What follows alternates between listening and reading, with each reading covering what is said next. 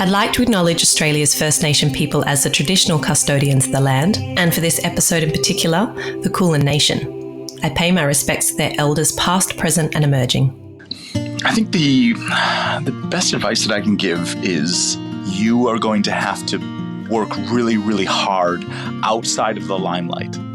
You're going to have to go home and after a shift and be exhausted and still pick up a book. Or you're going to have to get up early and you're going to have to pick up a book and you're going to have to read and take notes and study. This is Over a Glass. I'm Shanteh Wale. Anthony Pieri has poured his fair share of unicorn wines. As the sommelier that has worked in some of Australia's best restaurants, he is a deep thinker and even better articulator of all things wine. I'm thrilled to have him on the podcast today. Hi, Anthony. Thanks for joining me. Hey, Shanteh. Thanks for having me. It's such a pleasure. I'm thrilled to have you on because of all the sommeliers that I've known in my time, I feel like you are probably, no pressure, but you're probably one of the few that I really, really enjoy listening to talk about wine and you just communicate so well. So I'm thrilled to have you on the podcast. Oh, thanks for having me. Those are strong words coming from someone like yourself. So thank you. Tell me a little bit about where you were born, because I know it was in the States, but I actually have no idea where it was. Yeah, so I was born in the suburbs of Chicago, so kind of just northwest. I guess for my Melburnian friends, it would probably be like the Flemington equivalent. Lived there until I was about 16, and then my parents moved us up to Wisconsin, up to a tiny little town up in the north of Wisconsin. So, and then I went to university because the university system in the States is very much kind of state specific, unless you're going like private Ivy League, which was not me. Where you stay in the state where you have residence. So I did my university degree in Milwaukee, Wisconsin, and that's kind of where I discovered wine and hospitality, sort of formally. So. Moving from like a big city like Chicago, did you enjoy being in Wisconsin? Did it scare you being in such a small place after such a large city? Oh, yeah. There are stories that I've really never told people outside of my close friend group. I remember we moved up there and I think we had to there was a wood pile in the backyard that had to be moved.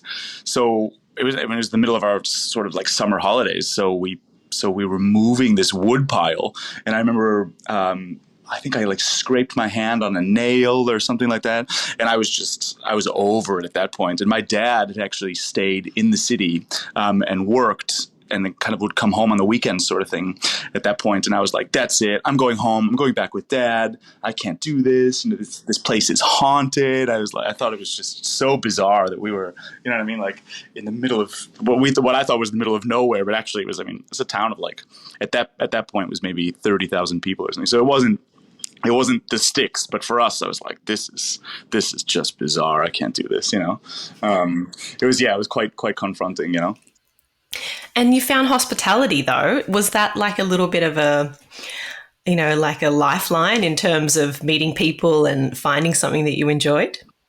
Yeah, I think I grew up a lot sort of kind of in kitchens and in restaurants. And I didn't, retrospectively, I can kind of reflect on that and understand. But at the time, you don't know. But my family my dad's side of the family is all Tuscan. They're from Italy. So, very early on, we sort of had this, in everyday conversations about the family, and they would visit us. Like I remember them coming to visit us when I was really young. And, I remember one of my cousins having like a Prada jacket. And I was like, wow, I was very fascinated by these Italian people. They were always very well dressed and they were very well mannered, and come to find out my cousins have a hotel in Tuscany. So we, as soon as I could start going, they would send me over, and I kind of discovered that sort of side of my life as well, or side of my family's history rather, that kind of had hospitality almost built in. So yeah, to answer your question, I remember my first job, my parents telling me okay, it's time, you're 14, it's time to get a job. And I was like, well, how do I do that? And they're like, well, I'm dating myself, go go to a place and ask for an application, fill out the application, and hand it in. And ever since then, I remember being like, okay, well, if I'm going to work somewhere, I want to work for the best. Like, that's just always been I want to work for the best, the biggest, the best, the most notable, blah, blah, blah. So there was this little pizza place in this town that was famous. Everybody had been there since the 40s. Everybody goes there. Everybody knows it. It's, it's like, it's a namesake. So I went and walked in and I asked for an application, and they gave me this sort of application that you would buy from, I guess, our Office Works equivalent, just ripped it off of a pad of applications, very generic. And I remember going home and, filling it out, making sure everything was perfect, blah, blah. And then I went and handed it back in, and then I'm like, well, now what? My mom's like, well, you have to wait a day and then you call. And I'm like, okay. So I waited a day, and then I remember calling and, hi, my name is Anthony. I filled out an application, and they hired me. And I was a dishwasher at this pizza place, and working there I guess I was there for like 4 years or something, all through most of high school. It's where I met some of my closest American friends now, and learned a lot, grew up a lot. Learned about I don't know, social dynamics and like who the boss was and what that meant, and who the cool kids were and what that meant. And it was really, I reflect on that, and there's some pretty embarrassing moments as well, stuff like that. So that's kind of the beginning of my sort of hospitality. That's the dawn of the the Anthony Pieri hospitality, I guess. Working at Phase Pizza. Shout out to Phase Pizza. Oh, I love that. I mean, I think some of the greatest people in hospitality have started as dishwashers, and I love that. Very humbling. It's good to see. It's a good place to work just to see how somewhere operates, right? Like to see the kitchen and how that operates. And yeah, like you said, who's the boss that's wandering through, and you just, you see them in their civilian clothes. You're like, who's this guy? And then you find out, oh God, that's the boss. So great place to start. And that was back in the day, Shanteh. That was like old school, like getting screamed at, getting made fun of, like all of the really toxic traits that were working. I know you and I in particular are working really, really hard to sort of beat out of our industry. I look back at that and I'm like, oh goodness, some of the ways that I was talked to, or that I talked to people, very embarrassingly. You know what I mean? Just wouldn't fly. It's very, very. Yeah, it gives you a lot of perspective, 20 years later. So certainly does. Well, that's kind of answered my next question, but I was going to ask you, do you remember a time where you knew absolutely nothing about wine? Oh, 100%, Shanteh. Absolutely. Yeah. And his name is Lawrence Turcotte, Larry Turcotte. He's the reason, that I am in this, that I'm doing this. And he and Jennifer Munich, there were these two, and I worked. So after the pizza place, I decided, okay, look, I'm gonna graduate up. I want to kind of like get out and do something a bit more fancy, because I was really fascinated by fine dining. I was like, wow, there's this whole sort of, how do you say it? There's this whole like world out there of people, because my parents were quite humble. We never really went to fancy dinners necessarily. We would go to steakhouses and stuff like that. And my mom would order white Zinfandel. I always remember that. And so that's kind of what was happening, in the 90s in small town America. And this restaurant was opening in this small town with this famous chef from Germany. And, it was 9 tables, and it was really high end. It was really expensive. They had all the best chefs. It was like this thing that was happening in this town. It was really sort of making waves. And I was like, that's where I want to work, because I want to work for the best. So I went in and asked for an application, and they're like, well, we don't have applications. You just have to call this number and talk to Lawrence. I'm like, okay. And I remember standing in my driveway talking to Lawrence Turcotte and being like, yeah, I really, I don't have much experience, but I'm interested. And I can't remember the details of the conversation, but I was really, and he had this really sort of booming voice. He was seemingly really well educated, like the consummate maitre d'. Like, we all have them. We all know them. You know what I mean? Like, and he gave me a job. and I was a waiter, and we wore all black, black shirt, black tie, and he would do all of the wine service, and I vividly remember my first table that ever had a bottle of wine at this really fancy restaurant with white tablecloths. They had amuse-bouches, they had all these things, and I didn't know how to open a bottle of wine. I've never done that before. So he did the wine service, and then he set the bottle on the coaster on the table, and I just left it there. I mean, I had no idea I just left it there, and the glasses went dry, and I was like, well, certainly they're just going to fill up their wine. Why else would you leave it on the table? I had no idea. And he comes up to me I'll never forget, and his little finger just pointed into my chest, and he's like, can I swear? I probably shouldn't swear, hey? Okay. And he's just, what did he, and if Jen Munich is listening, Larry would never listen to a podcast, but Jen Munich will probably give it a listen. I'm pretty sure she would chuckle when I say, he looked at me and he's like, who the fuck do you think I am? He's like, do you think I'm a fucking wine waiter? Get out there and pour the wine. And I was like, I just looked at him and I was like, in total shock. I was like, what's a wine waiter? What's going on? What do you mean? I just looked at him. I was just gobsmacked. He's like, you think I'm a fucking wine waiter? And I was just like, so then I went out and I had to pour the wine.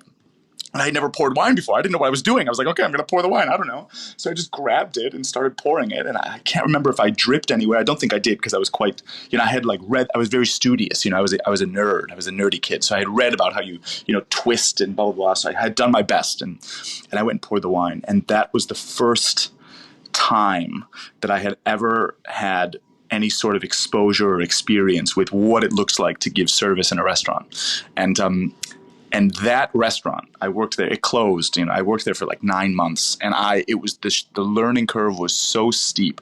But the things that happened in that restaurant, he came to me once and he was like, have you ever heard of Louis XIII? And I was like, well, no, I don't know what that is, but it looks like a very fancy bottle, And he's like, yeah, it's very, it's very expensive, and it comes from he told me the whole story about Louis XIII. And I was like, oh, because I'm, you gotta bear with me here. I'm kind of like a young, naive kid, the kind that we train now, the kind that we get in our restaurants. What am I doing here? And and I was like, oh, can I taste it? And he just kind of looked at me like, absolutely not. You can't taste it. I just told you how expensive it is. No, no. And I was like, well, okay. Well, and he's like, well, you can taste it if you sell it to someone. And I was like, oh. Yeah, all right. So the next time we had the private room, I just started talking to this guy. I forget his name, but I can see his face. He was a banker. He was a very wealthy, sort of middle-aged man with a bunch of men in this room, blah, blah, blah. And I was like, oh, this is probably the perfect people that would want to try this, and I want to taste this. So I sold them. There was 8 people, and I sold them all a nip of Louis XIII. And I was super proud. I mean, at that point, I didn't understand. I understood zero about sales, head spends, cost of goods, nothing. I had nothing, right? And I sold it to them. And I'm actually getting, I'm not emotional, but I can feel my hair standing up. One of them didn't touch their nip of Louis XIII. But I had no idea. So they left. And I'm clearing up. And I was like, Lawrence, this guy didn't touch his at all. Look, the glass, he didn't even sip it. He didn't do anything.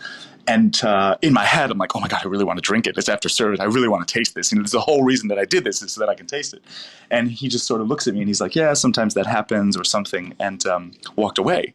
And I was like, well, this is the whole reason that I'm here, is because I want to taste this mythical elixir that you've sold to me as this amazing, the whole story. And I'm like, oh, wow. So I walked out and I was like, well, can I taste it? And he just looked at me and he was like, well, of course. It was just a non-issue, in my head. I was like, well, I don't know. I was very nervous and anxious. And so I tasted Louis XIII, and then it was kind of like, oh, wow, okay. I had no idea. I think I still remember sort of burning my mouth and being quite off-put by the taste. I really didn't, you know what I mean? I was a good boy. I didn't do any drugs. I didn't really drink. And that was also the time, and this, kind of maybe gives you a bit of continuity to Australia. I remember him holding a bottle of Chambers Rutherglen Muscat and telling me the story about this little place in the middle of Australia, which is, how he would say Australia, he would say it, and they only make wines like this in that little place, nowhere else in the world. They're totally unique. You're never going to find anything like it anywhere. And he poured me a little taste of it. And I vividly remember color and smell and sight. I remember that so profoundly that when I arrived to Australia, maybe if I'm rambling, just stop me. Sorry, but when I arrived to Australia, I didn't. And this is a story I've told. If anyone knows me and is listening to this, they've heard these stories tons of times. But I didn't want to go anywhere else. I didn't want to go to the Yarra. I didn't want to go to I didn't want to go taste Semillon up by you guys. I didn't want to do any of that. I wanted to go to Rutherglen, Victoria. So I did, and very much in the American mentality still, like brand new. I'd been in Australia maybe 2 weeks. And I was living in Melbourne. I was like, oh, okay, so it's like a 4-hour drive. I can do that. And so I made the booking for the hotel. I made the booking for the car. I think I reached out to some winemakers maybe or something. I can't really – I must have, but I can't remember. And I got dressed up in a suit and tie, and I drove to Rutherglen. And I got out at the hotel, which was above a pub, which had a shared bathroom and creaky floorboards.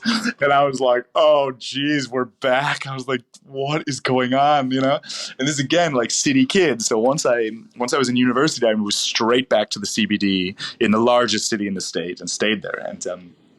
And I was like, oh, shit. So I started I took my tie off nice and slow, ditched the jacket, rolled up my sleeves. I'm like, we're not in Kansas anymore. And it was just bizarro, And I was driving around. It was like, wow. And I met the winemakers of Rutherglen. So we had a dinner where I met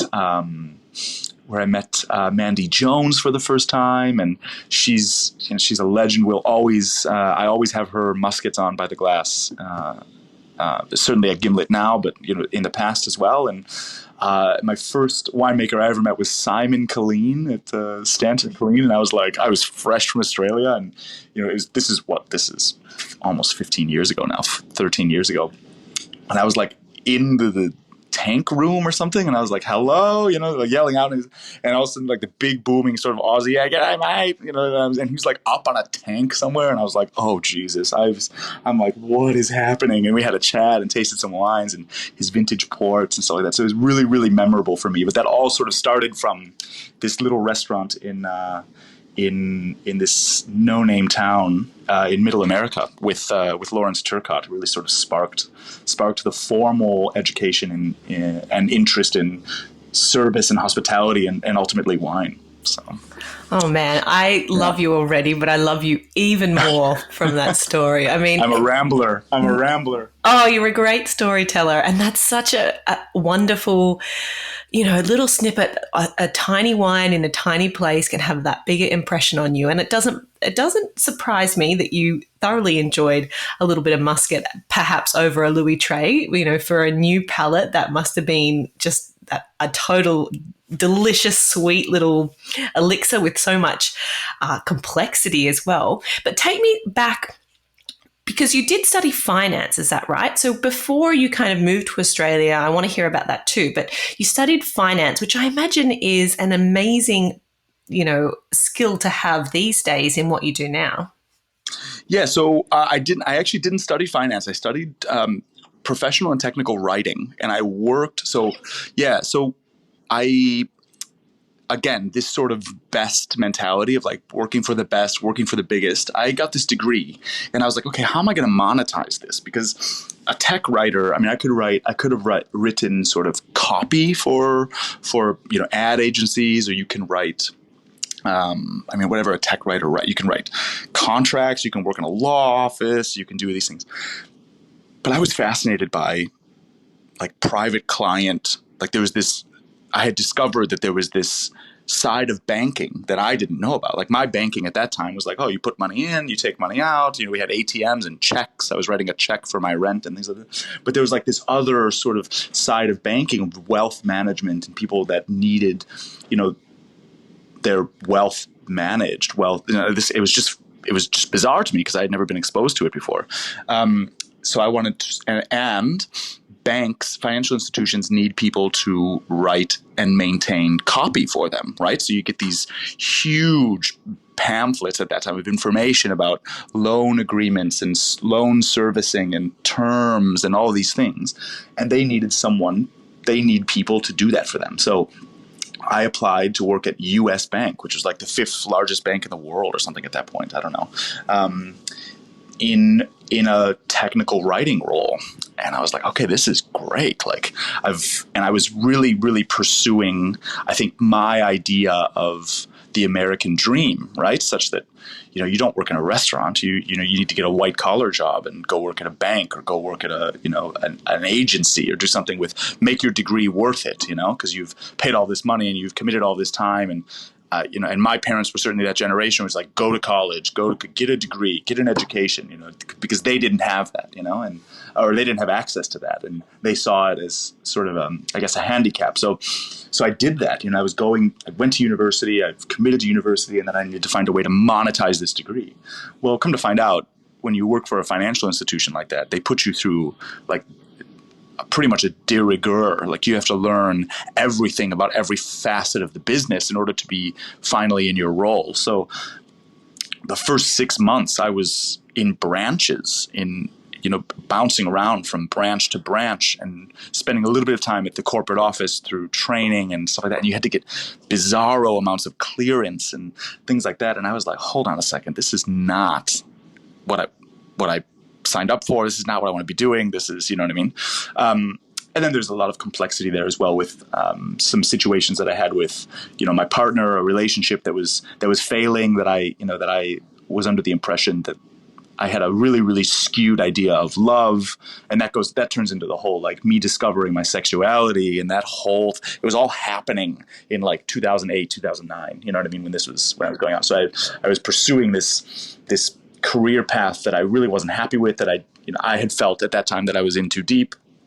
I had this partner that I was under the impression that we were in love and this was going to be the end and this is just fantastic. And we had met each other's parents and it was, and I don't have anything, I don't hold ill will toward very many people. So it was just a matter of fact. And then I had a situation with my mom, where I was pretty much her primary caregiver as she was, very slowly and stubbornly losing the battle with cancer and things like this. So it was all sort of happening. And again, people listening to this that have heard me talk before, it is a very vivid story of a Wednesday, doing up my tie in my closet and just getting ready to go to work and thinking today's the day. This is it. I'm done. Can't do this. No way. No. Pump the brakes. We're done. Get rid of, done. Something major has to happen right now. A major U-turn has to happen right now, or it'll never happen again. It won't happen. So I was at a bank branch. They had put me there I think I was there for 2 weeks or something like that. And sort of getting ready. We were in the middle of a project. And I remember sitting down at my desk and doing my resignation letter on my computer and printing it at the office, the very basic thing, and took it to the project manager. That was there was the branch manager that was handling people coming to the counter and doing banking, and then there was the project team and my team manager. And I just I went to her and I was like, look, I really hate to do this, but today's my last day. And she just sort of looked at me and I was like, and here's my letter if you need it to be official. But I'm not coming back, and she just looked at me. And the famous word that I'll never forget is, with conduct like this, you will never get a job in financial services again. And I just looked at her and I was like, look, with all due respect, let's make sure that doesn't happen. And, all the best. Thank you very much. And I don't really remember anything after that. I'm pretty sure I filled out the shift that they needed me for or something like that, or maybe a bit of a handover, I suspect, because I remember I was pretty much autonomous at that point. But anyway, and that's it. And so I left. And then the details are a bit sort of fuzzy there. But maybe fast forward a couple of weeks. Because at that point I was in Milwaukee and I was working for another restaurant, which was the best, the most iconic at that stage. Everybody kind of knew it and went there. And it was French bistro. And so I was kind of doing both. I would work at the bank during the day and then moonlight a couple of nights at the restaurant, which was great. And I really liked it. And it was busy and big, and there were professional waiters there now, which was super cool, and they'll never listen to this podcast, I don't think, but they really made a strong impact in, my maturity as a professional in the dining room, which I'm super, super grateful for. And there are so many stories from that restaurant as well. Like, wow. And I thought I knew, and that's the thing too. It's interesting, isn't it? In this industry, and I think in life, you go from position to position thinking that, all right, now I'm a fully actualized, fully rounded individual. Like, I get it. I understand. And then you take a new role with more responsibilities and to step up and more everything. And you're like, oh shit, I know nothing, And it's like, God, when is it going to stop? And even when I talk to Leanne, she's like, that doesn't ever stop. Yeah, great, thanks. So I walked into Lake Park Bistro in Milwaukee, Wisconsin. I was like, this is, coming from this little restaurant, with Larry Turcotte, and I was like, oh, I know everything now. I know Louis Trez, and I know about this and that. And walked in, and my first day at this restaurant, I was hosting, right, and Scott Williams, general manager. I hope he listens to this because I have a lot of respect for Scott. Pulls me out back on the little portiere on the patio in the back of the restaurant. And he looks at me and he's like, tell me why our most important VIP at table 13 said I have an arrogant little prick working on the front desk. And I looked at him and I was like, what? I didn't say anything to 13. I just said hello. I didn't, you know what I mean?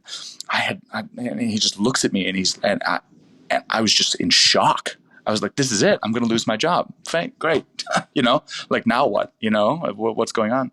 And, from there I learned about how to be, I had to learn how to be affable and approachable and read the guest and, do things like that. Because I was thinking I was in this formal environment and I needed to speak really formally and act very formally. And that was coming across as rude and arrogant and things like that. And it's like, wow, because I never operated in these environments as a kid, so I had to learn all of that stuff, and it's and I'll never forget that, And then I didn't lose my job. He kept me. He believed in me, and I was really really humbled by that moment. It's another moment. First pour the wine, and then the arrogant little prick comment, and it was just like, wow. I was like, oh my God. And then he kept me. He didn't fire me, which is amazing. And I grew up a lot in that dining room as well. And I think.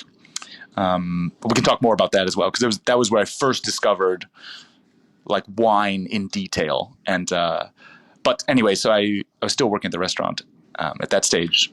I'm rambling. And so my partner kissed him goodbye on a Sunday.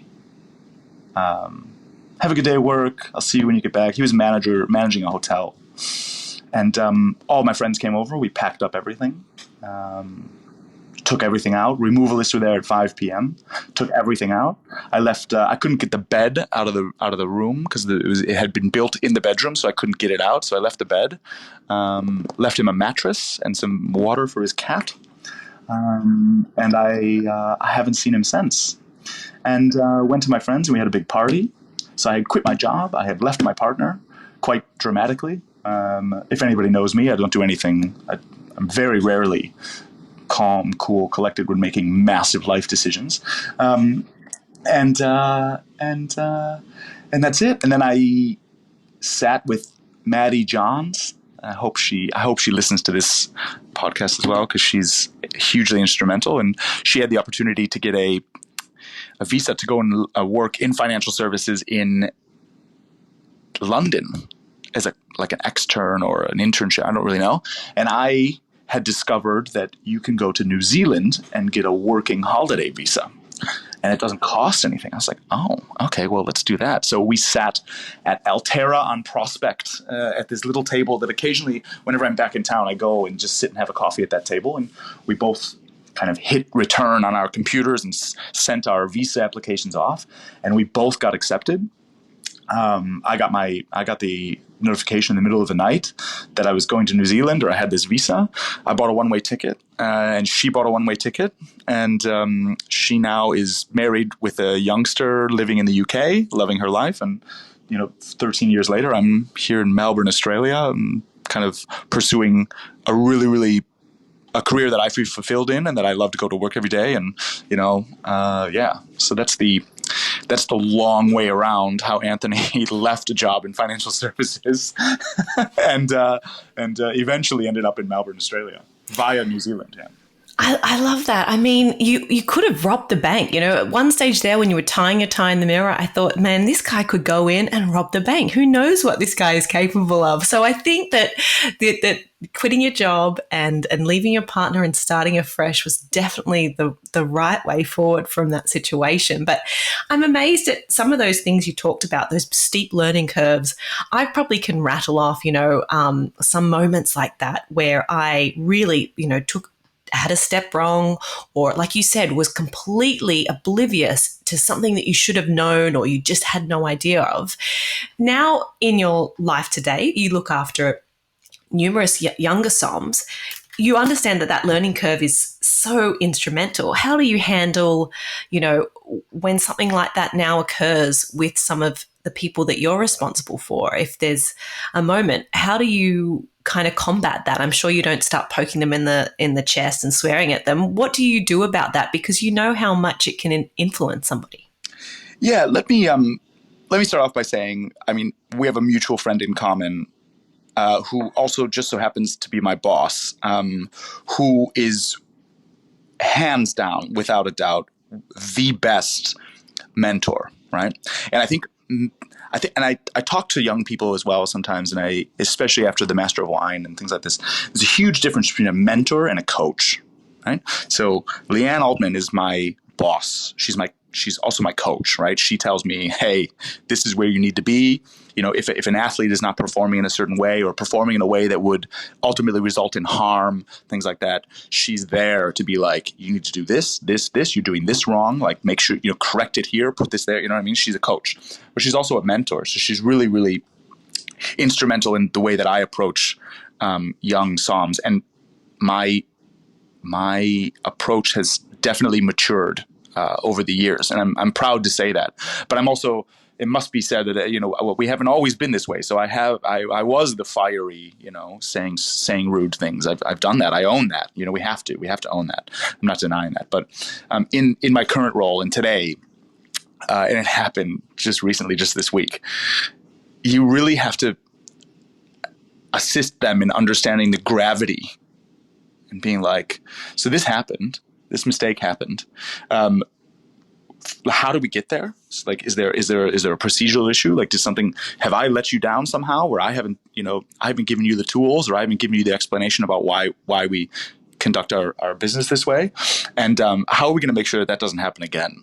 And I think often those are stern conversations still, but they need to be done in a way that's respectful, and that really sort of pays respect to the difficulty of their job. And it's really brave to step up and put your hand up at the possibility of failing at something new. Like, if you've never done this before, or you've done it in a lesser extent or in a less pressure environment, when you walk into Gimlet, we all know, if you've been, it's dramatic. It's big. It has a vibe. It glows. It makes you feel, and you can be wrapped up in that. And there's a lot of moving parts, and there's people hustling everywhere, and it has a buzz. But that buzz is can be pretty high pressure for a young somm or for a young waiter. So I think when those things happen now, really just understanding the gravity, and it's always needs to be done sort of after and not in public, like you don't want to publicly, unless, you don't, after service, in service, correct it, be like, okay, we need to fix that right now, without delay, please, table 32, without delay. But also after, being like, what happened there, and having those conversations, being like, and recently it happened with a junior, and I wasn't directly supervising the incident. One of the senior sommeliers was, and the senior sommeliers certainly had their words with this junior who we're bringing up, to be the next somm.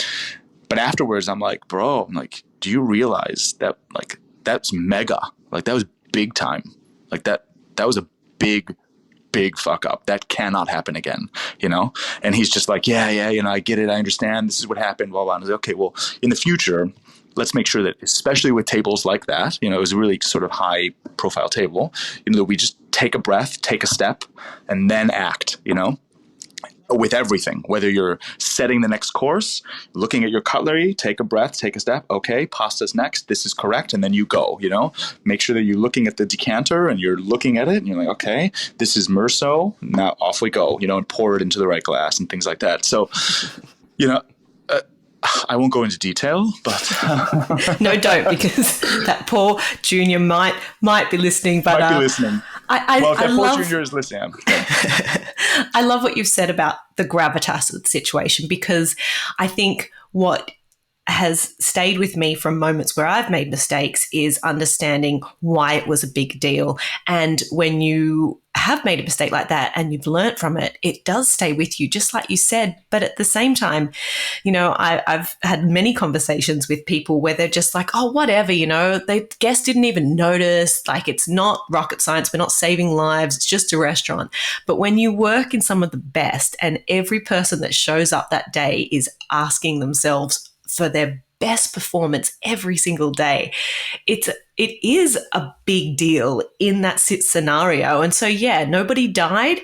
But if you have that kind of lax attitude of whatever, everyone's going to be fine, don't get your knickers in a knot, then you should work at a different restaurant. Yeah, and it's interesting. I mean, you know, as we've sort of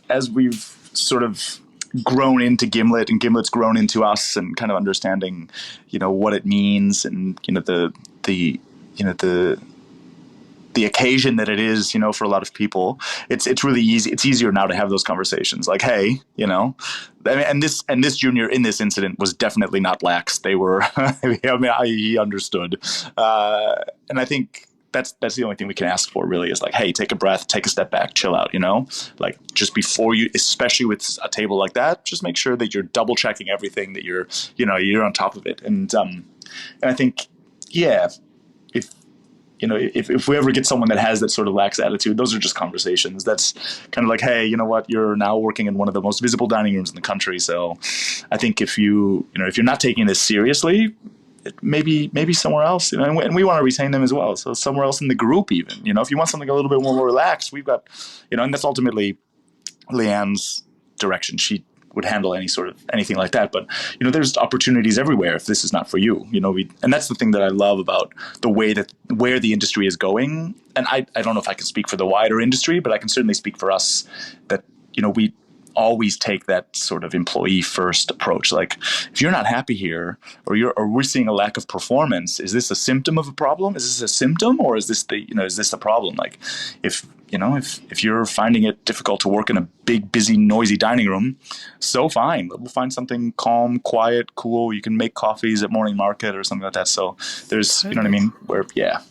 I love that, because it's appreciating the individual and their skills that says, you know what, this might not be the right fit, but that doesn't mean that you don't have skills. They just can be utilized elsewhere. And I really like that approach. And that is one of the benefits of working for some larger groups with bigger opportunities. And I think that is something that people really need to consider when they're applying for jobs. And on that note, what advice would you give to perhaps somebody that's interested in wine, that wants to be a sommelier one day, or in your position, what is the best advice you can give them on going about that? Well, I think the best advice that I can give is find someone or a place that you really feel you can flourish. And unfortunately, you're going to have to do a lot of work. I think that's the thing that if I can give any advice, is, unfortunately, more often than not, and potentially to your chagrin, you're going to have to work really, really hard outside of the limelight. You're going to have to go home and after a shift and be exhausted and still pick up a book. Or you're going to have to get up early and you're going to have to pick up a book and you're going to have to read and take notes and study. And then you're not going to necessarily be able to apply that knowledge right away. And I think that's, you have to do a lot of work, and if I had a young person in front of me, I would tell them, like, also, don't complain straight away. Like, and understand that you need to find someone that's going to give you opportunities, but that person doesn't owe you opportunities. You're going to have to earn them. So find a place that you're comfortable, even if it's a little wine bar, but make sure always that you're not the smartest one in the room, and find the smartest one in the room. You know what I mean? And learn from them. But that's all driven by you. It's not driven by them. They don't owe you anything. You have to earn that. And earning that sometimes means keeping your mouth shut and plunging the toilet. And do you know what I mean? Look, It's so true. I don't know if anyone has summed up that question better than those last few sentences that you just said. Honestly, that is the best answer I've had ever to that. It's so true. It's so true. And I love when you said you may, read some information and then you're learning something, but you don't always apply it straight away. And that is so true. Just because you've read about something and you feel armed with that information, you don't go to the first guest you see and regurgitate it. No. And I remember walking to a little restaurant on Waiheke Island in New Zealand and sitting down and being like, "Hi, I've just arrived from the United States. I've decided that I'm going to monetize wine. I'm going to make this my career." I had no idea what I was doing. I think I had like $150 or something like that. It's just stupid. And I was like, I want to learn how to make wine, but I know how to work in restaurants. So if you teach me how to make wine, I'll work in your restaurant for you. Like, thinking like this is going to be like a quid pro quo sort of thing. And they're like, yeah, sure, we'll pay you. So they paid me $17 an hour. And I'll never forget that restaurant was so small that everybody did everything. So I had to go in the morning and open and clean the toilets. And I remember cleaning the toilets and thinking in my head, you've just came from an office job in America, and here you are on some island in the South Pacific cleaning a toilet because you've decided you want to make wine. And I just remember in my head being like, just shut up and do it. Just shut up and do it. And that's the similar sort of advice that I would give young people if they want to be a sommelier. Like, that's, yeah. So anyway, that's where I'm at. I don't know what it is with the further you get in restaurants and management, the more toilets you do actually clean. There's something wrong there, or the more spew that you end up cleaning up, there's definitely something wrong. But also, please shout out to every single restaurant manager and supervisor that has ever had to actually do that, because it's very rarely the somms these days. You know what I mean? There's those poor people. Every now and then it happens. I know it must happen to you, or has happened to you, where you're like, oh God, no. Oh, more times than I can count. I'm an expert in that business, and it really helped me with going forth into the realms of having children. So, it has come in useful. True. Oh, God. I'd like to know, in terms of your job now, what is it that gets you out of bed each day? What is the moments that you think, this is why I do this? Because I know that with your job now, there's added responsibility. I'm sure there's plenty of stock takes and not so fun things as well. But what is the part that you enjoy most about your job? Look, Shanteh, to be honest with you, it's more about people these days. Like, it's less about the product. And I guess, my big wins, things that make me feel really fulfilled in my role, are, of course, finding those products that that allow us to do fun things in the dining room. Whether it's a cool deal on champagne or something where we can then kind of use that savings to buy something fun or things like this. But ultimately, it's seeing the people that I work with or that I work for. That work under me, I guess, but I don't like the way that sounds. But seeing their successes, like that was so fulfilling, we have a young supervisor in the room, and I'll try to paint a picture for you. It's like super hectic Friday night. It is chalk busy, line at the door, stuff's going off, and it's pouring rain outside, and it's just like heaving. Gimlet is heaving. And there's a manager on the floor, of course. There's always a manager on the floor, like a big dog, someone who can step in for major issues, you know what I mean? And they generally fly under the radar. They're almost always a host. You would never really know. It's not like that sort of restaurant. Everybody does everything. And then there are two supervisors kind of on each side of the room that kind of manage. So there's generally 3 top dogs. And then 2 somms. So it's usually, and I look like every other sommelier. So there's nobody really knows, which is fun, which I actually appreciate. Pouring rain, hugely busy night. And table 15, solo diner, limited English, is convinced that she has eaten glass. And the supervisor comes to me and she's like, I'm not really sure. She's new, right? She's in her 20s. She's like, I don't really know what to do. And I was like, well, what have you done? She's like, well, I took the plate away. And I was like, great. And what did you do with it? And she's like, well, I threw it away. And I was like, okay, probably not the best decision, but what is the guest doing right now? And she's like, well, the guest is on their phone. And I was like, okay. And we're kind of out in the back. And I was like, where's the manager? And no one can find the manager. And I'm starting to get really heated because I'm like, I need someone that's in a suit that has some big time responsibilities to step in this situation because it's urgent and very important. It's critically important. And she's in the back and we can't find the manager. And so I start escalating this situation, creating a bit of a buzz. I'm like, where is this manager? I was grabbing everybody, anybody passing by. Where's the manager? Nobody knows where the manager is. And I'm like, first of all, that's very uncharacteristic. In my head, I'm going down the rabbit hole of like, they've decided to just step off and go to the office or something, which is bizarre because it was heaving. Come to find out, the manager can't be found because our basement next door is also flooding. So the manager is over there managing that situation. So once I find that out, I look back at this young supervisor and I'm like, well, this is for you. You need to handle this. And I was like, here's what we're going to do next, and I just took it very, very calmly. And I was like, first thing we need to do is we need to make sure that there's no injury, right? We need to make sure that if this guest is convinced that she has consumed something like this, we need to immediately give her strong recommendation that she seek medical help if she's convinced. And if she's not currently actively injured, then we just need to make sure that we leave our details and ensure her that she needs to seek medical advice and that someone will follow up straight away. It's kind of like protocol procedure sort of thing.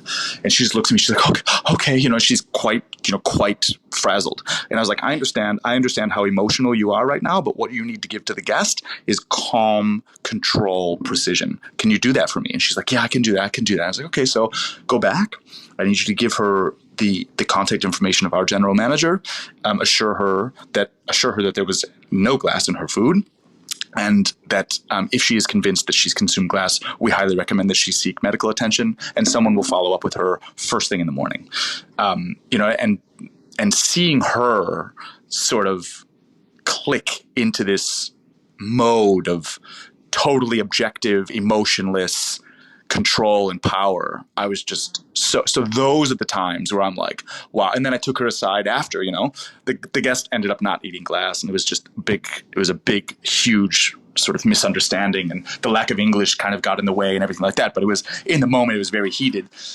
And took her aside afterwards, and I was like, what do you need from me right now? And she's like, I think I just need to have a cry. And I was like, well, then it's so fine. Take some time, have a glass of water, have a wee cry, come back. And, and after, she's like, wow, thank you so much. I've never had to do anything like that before, blah, blah, blah. And I think those are some of the most fulfilling times in my career now. And certainly within wine as well. I have 2 senior sommeliers underneath me, and they're absolutely incredible professionals, and teaching them how to effectively negotiate a big tender, a big deal. I'm like, these, you're writing professional emails to importers and suppliers, for tens of thousands of dollars over time. So this is big time. This is something that maybe they've never done before, and just to see them now handle things, with such a casual, collected way. I mean, that sort of development for me is what really makes me proud. Is what really sort of drives me and gets me out of bed in the morning. And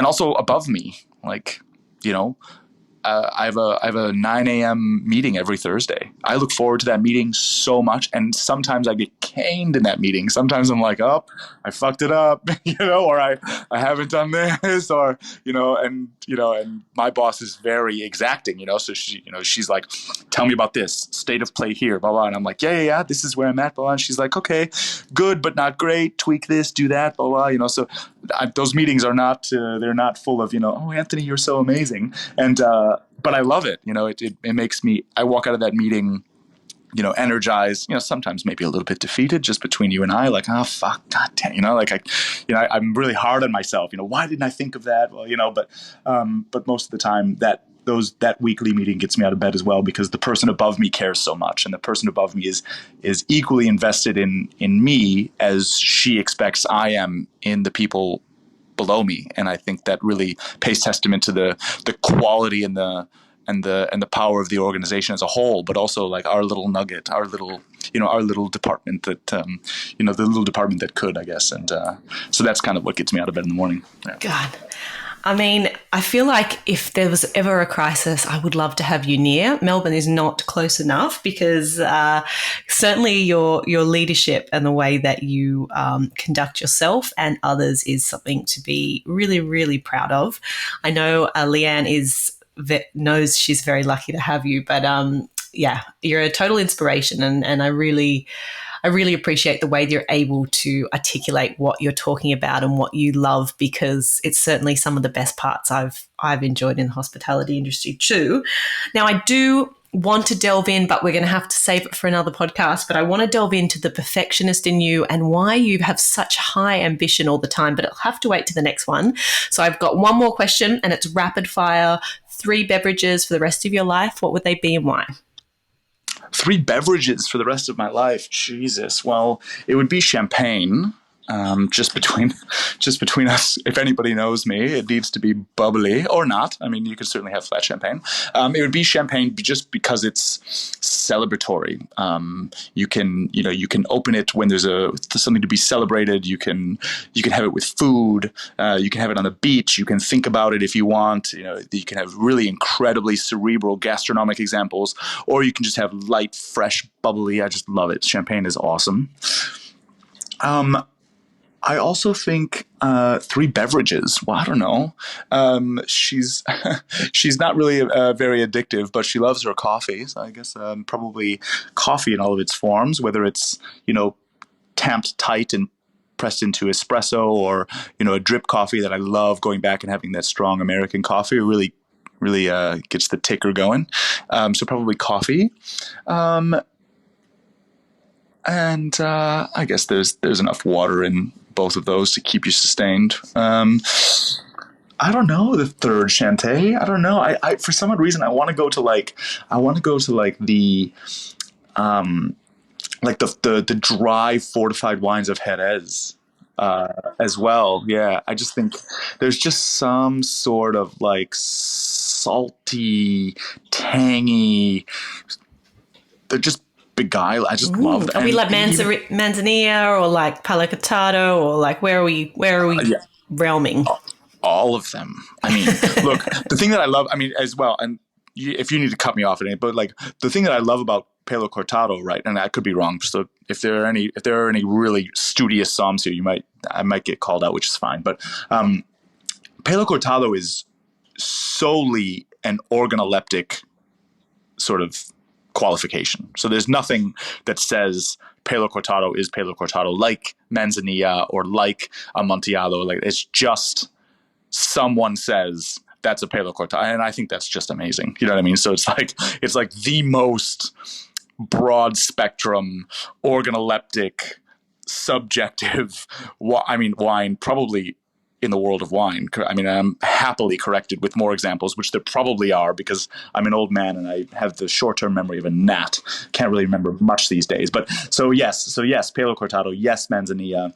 And I think all you need to do, really, like Burgundy, go and take your picture in front of Romani Conti, and I get it. And yes, you should go and understand it and all those things.